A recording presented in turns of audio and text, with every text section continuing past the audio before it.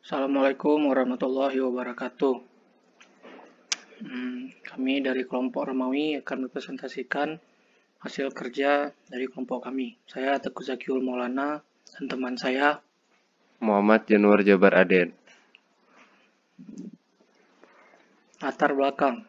Romawi adalah sebuah kota yang selalu disandingkan dengan Yunani, yang mempunyai hubungan sangat erat antara kedua kota ini.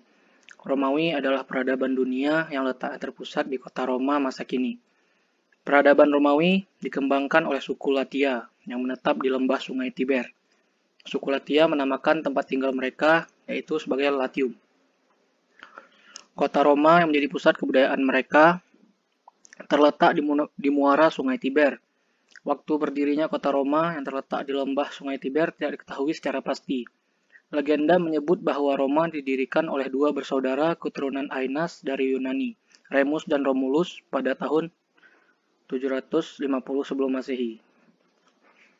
Di sini terdapat sebuah sculpture dari Rea Silva dan juga Romus dan Romulus. Romus dan Romulus ini merupakan anak dari Rea Silva, turunan Aenas, seorang pahlawan Troya juga dapat melarikan diri. Waktu Troya dikalahkan dan dibakar oleh bangsa Yunani. Orang-orang Romawi memiliki kepercayaan terhadap dewa-dewa di Romawi berbeda dengan di Yunani. Letak geografis. Di daerah Romawi, yaitu di daerah semenanjung Apennina, atau sekarang disebut Italia. Daerah Italia terdiri atas daerah pegunungan dan daratan rendah. Masyarakat yang hidup di daerah pegunungan dan daratan rendah mempunyai mata pencaharian di bidang pertanian, yaitu hasil bumi bangsa Romawi terdiri atas gandum, jagung, padi, sayur-sayuran, dan juga anggur. Untuk daerah padang rumput digunakan untuk peternakan. Pegunungan Apennina menghasilkan bahan mineral, yaitu biji besi, tembaga, emas, dan batu alam. Semenanjung Apennina hanya memiliki lebar 125 mil dengan garis pantai sepanjang 2000 mil. Lalu letak Romawi berada di semenanjung Apennina, yang berbatasan dengan di utara adalah pegunungan Alpen, di timur ada Laut Adriatik dan Laut Ionia, di selatan adalah Laut Sisilia, dan di barat adalah Laut Tyrrhenia serta Laut Liguri. Ya, selanjutnya adalah ekonomi berdasarkan geografis. Dari segi geografis, Romawi merupakan daerah yang strategis di kawasan Laut Tengah yang memungkinkan lahirnya perdagangan di daerah ini. Saat akan berdagang, mereka menggunakan peta yang digambar di gulung kertas. Lembah pegunungan Apennina merupakan lahan subur dan cocok dijadikan sebagai lahan pertanian. Potensi geografis alam. Lokasi Romawi di dunia Laut Tengah adalah sangat strategis untuk ekspansi dan perdagangan. Pegunungan Italia atau Apennina membentang arah utara dan selatan sehingga tidak ada halangan untuk persatuan jazirah itu. Iklim yang nyaman dan adanya tanah yang subur mendukung maju pertanian. Pegunungan Alpen di utara dan laut yang mengitari Italia pada sisi memberikan perlindungan dan penyerbuan asing. Ibu kota Romawi dibangun di atas 7 bukit dan di tengah jazirah sehingga memberikan perlindungan alam. Sistem ekonomi.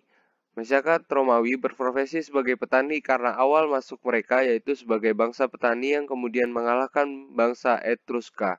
Kemudian, kegiatan yang menjadi faktor penggerak ekonomi Roma adalah perdagangan yang dengan ditemukan bukti arkeologis yaitu berupa bangkai kapal yang di dalamnya terdapat guci-guci yang bermuatan anggur, buah ceri, buah zaitun. Anggapan begadang semakin besar. Mereka biasanya menjual hasil panen mereka di pasar kota atau forum Romunum. Petani Romawi membayar pajak sebagian dengan uang, sebagian lagi dengan hasil panen. Romawi telah memiliki uang logam yang disebut denari. Uang tersebut digunakan oleh para pedagang yang membuat Romawi menjadi makmur. Pajak dan rakyat digunakan untuk membiayai kekaisaran. Romawi memerlukan pasukan yang kuat dan pejabat yang cakap untuk mengolah daerah kekuasaannya. Uang logam Romawi ditemukan di seluruh penjuru kekaisaran karena uang tersebut adalah uang resmi. Kebanyakan uang-uang tersebut ditemukan di Caesarea Maritima atau yang disebut sekarang Israel. Selanjutnya ada sistem kepercayaan. Ketika kerajaan Romawi berdiri, kepercayaan masyarakat masih bersifat animisme. Bangsa Romawi memuja beberapa roh, seperti Vesta, yaitu roh pengurus api tungku yang ada di sebelah kiri. Lalu ada Lares, yaitu roh penjaga rumah tangga dan batas ladang keluarga yang berada di tengah. Dan yang ketiga ada Penates, yaitu roh penjaga lumbung. Setelah lahirnya agama Kristen di tanah Judea yang merupakan wilayah kekaisaran Romawi, maka agama baru ini mulai berkembang, bahkan sampai Roma yang pada saat itu sebagai pusat pemerintahan. Penyebaran dilakukan ke barat oleh Petrus dan Paulus. Penganut agama Kristen semakin banyak, terutama dari golongan Buddha atau kaum tertindas. Para kaisar Romawi lalu memerintahkan pasukannya untuk menindas penganut agama Kristen, dikarenakan ajaran agama Kristen dapat menggoyahkan sendi-sendi kekuasaan kaisar. Sebab ajarannya tersebut yaitu bersifat monoteisme, sedangkan agama Romawi bersifat politeisme. Yang kedua, menolak pendewaan kaisar. Yang ketiga, menolak adanya perbudakan. Dan keempat, menolak adanya wajib militer dan berperang. Pada masa republik mereka meluaskan wilayah kekuasaannya hingga Yunani sehingga bangsa Romawi banyak mendapatkan konsep agama dari Yunani. Banyak dewa dan dewi Yunani yang diserap hampir tidak ada perubahan. Dewa-dewi tersebut antara lain satu, Jupiter menjadi dewa Zeus yang menurunkan dewa-dewa Yunani juga sebagai dewa langit. Yang kedua ada Dewi Juno, mengambil tabiat Dewi Hera, yakni Dewi Yunani, junjungan kaum wanita dan Dewi perkawinan. Ketiga ada Dewa Mars, mengambil alih sifat Dewa Ares, yakni dewa peperangan. Empat ada Dewa Merkurius, mengambil alih sifat-sifat Dewa Hermes, yaitu Dewa Kurir. Kelima ada Dewi Diana, mengambil alih sifat Dewi Artemis, yakni Dewi perburuan. Keenam ada Dewa Neptunus, mengambil alih sifat Dewa Poseidon, yaitu Dewa Laut. Ketujuh ada Dewi Venus, mengambil alih sifat Dewi Afrodit yang cantik berseri-seri. Kedelapan ada Dewa Apollo yang tidak diubah namanya oleh bangsa Romawi sebagai dewa tari, nyanyi, dan olahraga. Ini terdapat ilustrasi dari dewa-dewi kepercayaan masyarakat Romawi. Ya, selanjutnya adalah politik, sistem politik di Roma. Yang pertama, zaman kerajaan. Pada abad ke-8 sampai 7 sebelum Masehi, wilayah Italia Selatan dan pantai Sisilia merupakan koloni dari Yunani. Koloni Yunani di Italia tidak ditanggapi oleh bangsa Romawi sehingga keduanya pun tidak pernah bersatu. Di saat krisis adanya ancaman keamanan, akhirnya Yunani dan bangsa Romawi dapat bersatu mengusir Kartago dan Estrusi pada tahun 509 sebelum Masehi dan dapat menguasai ibu kota Roma. Interaksi antar bangsa-bangsa yang datang ke Italia membentuk suatu pencampuran kebudayaan. Orang-orang Romawi mengambil budaya Estrusi dan Yunani dikembangkan sendiri, seperti halnya huruf alfabet yang dikenal sekarang. Zaman Republik. Bangsa Latin adalah bangsa terbesar menempati kerajaan Romawi. Pola hidup semula bangsa Latin mengandalkan dari alam dengan cara bertani dan berternak. Namun sejak kedatangan Yunani, Estrusi dan Kartago mengubah pola hidup semula dan mencoba mengadopsi semua ilmu dan teknologi yang diperolehnya. Terusirnya bangsa Estrusi, bangsa Roma membentuk sistem pemerintahan dalam bentuk republik yang terdiri dari negara-negara kota seperti polis di Yunani. Dalam kehidupan sosial, Romawi terdiri dari dua kelompok yang berpengaruh, yaitu Patrisia dan Plebeia. 5 tahun sejak kemenangan Romawi atas Estrusi, bentuk pemerintahan diubah dari negara kota menjadi imperium dan yang dipimpin oleh 2 orang konsul. Kedua konsul diharuskan dari golongan Patrisia dan memiliki kekuasaan yang sama dan dapat memveto satu sama lain. Namun, peperangan pun terjadi sebanyak 3 kali, yaitu pada tahun 264 sebelum Masehi, saat Romawi merebut Pulau Sisilia. Tahun 241 sebelum Masehi, saat Romawi diserang oleh Hannibal atau Panglima Perang Kartago, secara tiba-tiba di pegunungan Alpen, dan Romawi berhasil menyerang kembali dan memukul mundur. Dan tahun 146 sebelum Masehi, saat menguasai Laut Tengah dan Asia Barat. Ya, ini terjadi perang, namun ada akibatnya, yaitu gagal panen. Akhirnya karena kebanyakan perang jadi gagal panen. Seringnya terjadi peperangan mengakibatkan tanah pertanian menjadi tidak terurus dengan baik. Apalagi prajurit Romawi direkrut dari golongan rakyat yang terdiri dari petani. Akibat adanya kecemburuan sosial di kalangan masyarakat bawah, dengan timbul kekuasaan kepemilikan tanah oleh anggota Patrisia semakin bertambah, maka terjadilah pemberontakan yang dipimpin oleh Spartacus. Zaman Kekaisaran.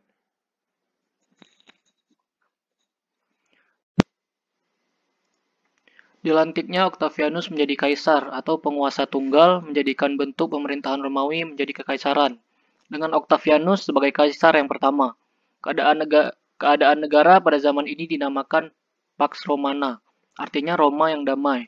Octavianus memiliki kekuasaan tunggal atas Imperium Romawi yang memiliki kekuatan absolut. Setelah Octavianus meninggal, kekuasaan diserahkan kepada Tiberius pada tahun 14 sampai 37 Masehi. Pada masa ini timbul penyebaran agama Kristen oleh Nabi Isa atau Yesus Kristus. Agama Kristen mengajarkan monoteisme dan tidak mendewakan manusia. Karena demikian, kaum Kristen dianggap sebagai pemberontak yang akan menjadi raja. Maka Yesus Kristus pun dihukum mati dengan cara disalib dan penganutnya ditindas. Tahun 54 sampai 68 Masehi, Kaisar Nero berkuasa di Romawi. Pada masa ini, sejumlah kaum Kristen diincar dan dibunuh karena pengikut Kristen makin bertambah jumlahnya. Namun keadaan ini tidak membuat kaum Kristen menjadi gentar dan membuahkan hasil yang baik pada masa kekuasaan Konstantin Agung pada tahun 312 sampai 337 Masehi. Perlakuan pengejaran dan pembunuhan kepada kaum Kristen ditiadakan. Ia menyadari dengan benar-benar nilai yang terkandung dalam ajaran-ajaran Yesus Kristus. Sejak itu agama Kristen ditetapkan sebagai agama negara. Ini ada skema dari kepemimpinan, yaitu yang pertama ada Octavianus, dilanjutkan oleh Tiberius, dan terakhir ada Nero, sebelum akhirnya masuk kepada ajaran Kristen. Lalu ada sistem teknologi. Salah satu hal yang terkenal dari bangsa Romawi adalah kehebatan mereka dalam hal arsitektur. Bangsa Romawi banyak melakukan inovasi dalam bidang arsitektur. Bangsa Romawi menerapkan gaya Etruska dan Yunani yang mengkombinasikan tiga hal yang penting, yaitu tiang, gerbang melengkung, dan kubah. Sekitar 700 sebelum Masehi, bangsa Etruska memperkenalkan arsitektur Asia Barat ke Italia dan mengajarkannya pada bangsa Romawi. Kini tidak banyak arsitektur Etruska yang tersisa, namun banyak makam bawah tanah mereka yang masih ada, selain juga reruntuhan kuil-kuil mereka. Pada periode publik, bangsa Romawi banyak melakukan pengembangan pada kota mereka. Mereka membangun saluran, jalan, dan saluran pembuangan. Forum dan kuil Romawi juga berkembang. Orang-orang juga membuat teater dan kolosium untuk permainan gladiator. Kaisar pertama Romawi, Augustus, melakukan lebih banyak perubahan. Dia membangun altar perdamaian, pemakaman untuk keluarganya, dan teater baru yang besar untuk pertunjukan drama. Cucu tiri Augustus, Tiberius, membangun ulang kuil Castor dan Pollux di Forum Romawi. Cicit buyut Augustus, Nero, juga membangun banyak bangunan, termasuk istana emasnya. Pada 69 Masehi, Vespasianus mengambil beberapa material dari istana emas untuk membangun Koloseum. Putra Vespasianus, yaitu Titus, membangun pelengkung kejayaan, dan putranya Domitianus membangun istana besar untuk dirinya sendiri di Bukit Palatin.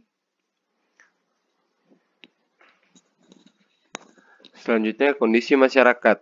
Sejak dari Raja-Raja Etruskan pada tahun 500 sebelum Masehi hingga Raja Julius Caesar pada tahun 100 sebelum Masehi, bangsa Romawi tidak pernah mengalami masa demokrasi seperti bangsa Yunani, sehingga bangsa ini akan menerima segala keputusan atau gagasan dari seorang pemimpin yang paling berkuasa dan tertinggi seperti dewa.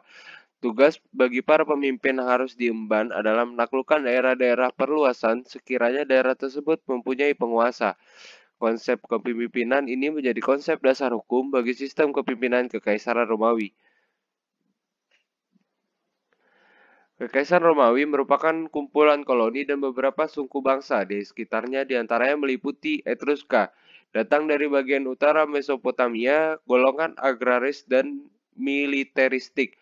Konsep ketuhanan bersifat antropomorfik, konsep ketuhanan yang berupaya mempersonifikasikan sifat kekuasaan Tuhan sebagai manusia dewa.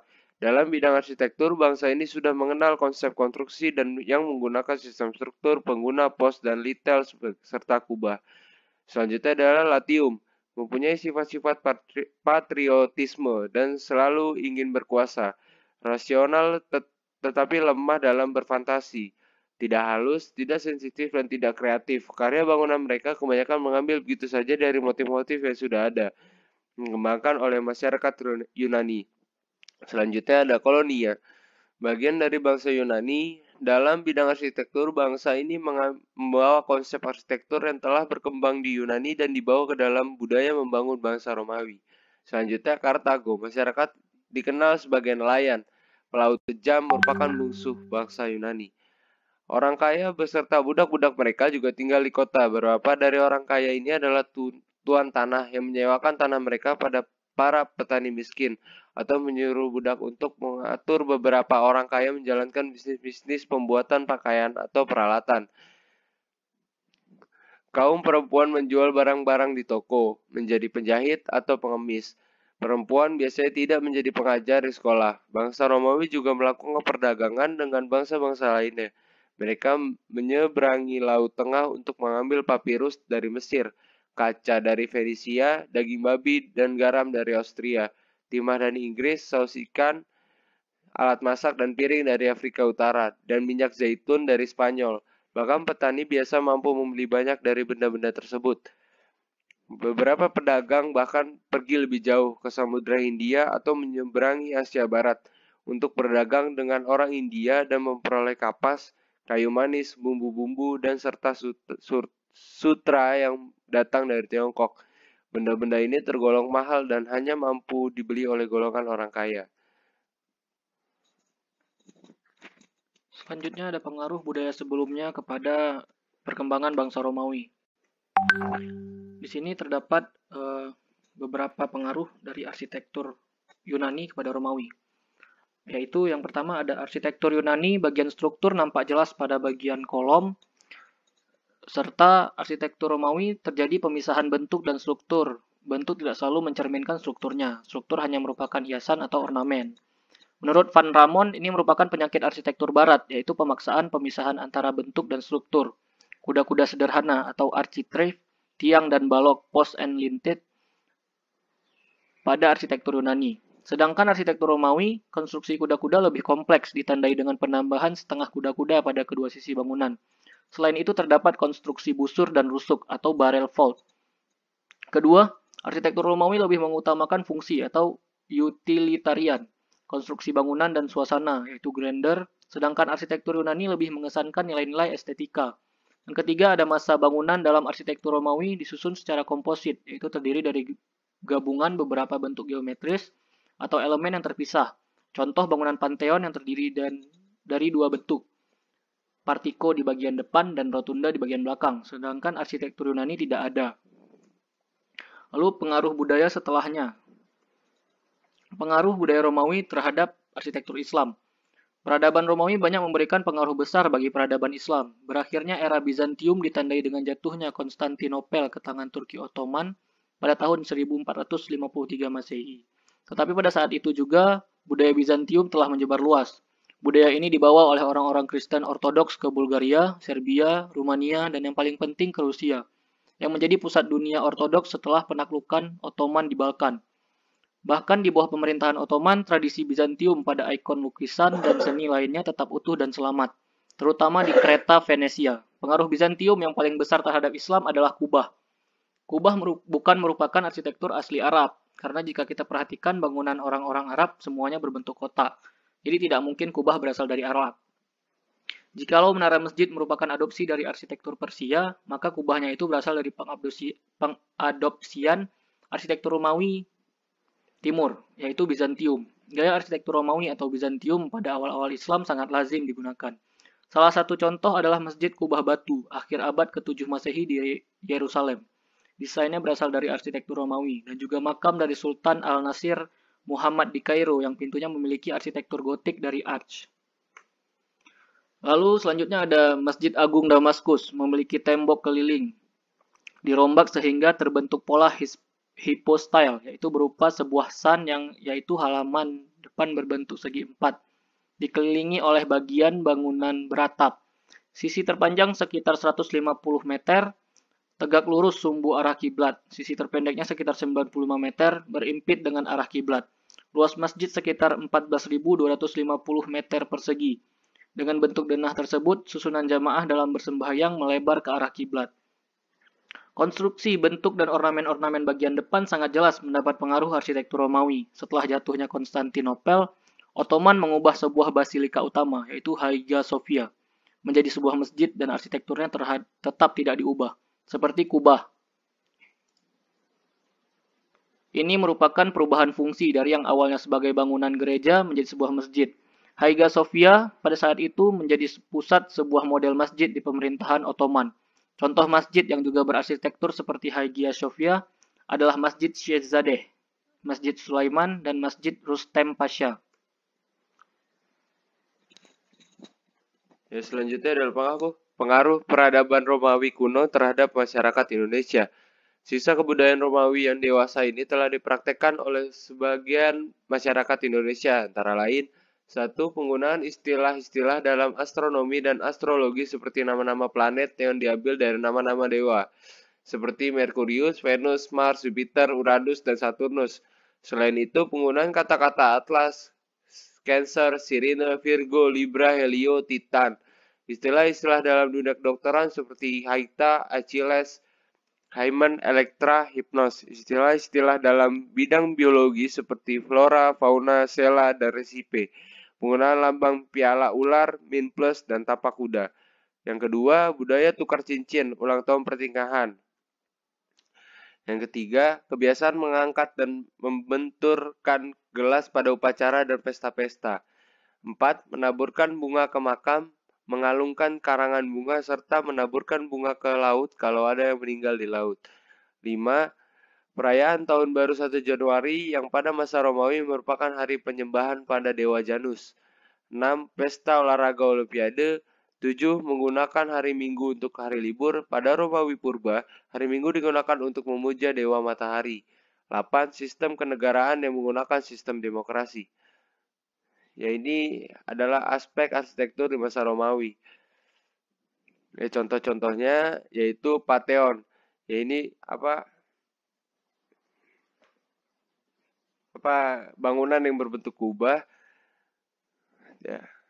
Dan selanjutnya adalah Hagia Sophia yang tadinya gereja namun dijadikan masjid pada kerajaan Ottoman. Ya, selanjutnya yang paling terkenal dari arsitektur Romawi adalah Kolosium, di mana dulu ini ada sebagai tempat